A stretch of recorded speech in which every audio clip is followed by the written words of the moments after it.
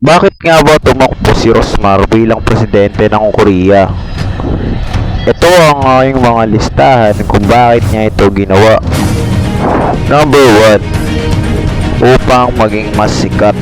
Alam naman natin na kapag sikat ka, alam naman natin na kapag presidente ka ng Amerika, sikat ka. Hindi ka naman bobo, diba?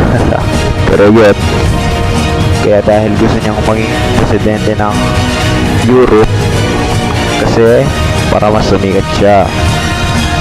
Para naman sa number 2, dahil gusto niyang ma-promote ang kaya gaggers. Alam niyo naman na ang sabot niya ay panghugas ng puwet. Tama ba? Ewan ko. Pero number 3, dahil sa kagustuhan niyang ano ba pwede? Ewan yan, trip niya lang siguro yun. Pero yun lang guys, subscribe nga pala kayo sa YouTube channel ko, Pacquiaowits. Maraming salamat, I love you all.